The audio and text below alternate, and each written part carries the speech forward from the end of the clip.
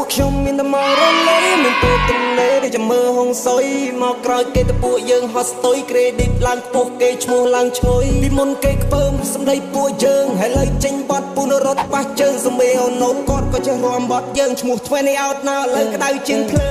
ងដល់ពេលនេះមួយគ្នាបងមាននៅ club ខ្ញុំមិននឹងអាចារ្យទីជាមួយរីគីមានអារម្មណ៍ឡារភើបចណាកូហ្វីនៅមកមើលបងឯងនោះពេញមួយទៅមកជុំនេះរីយកតាំងសំឡឹងពីអានឈប់20 out now my boy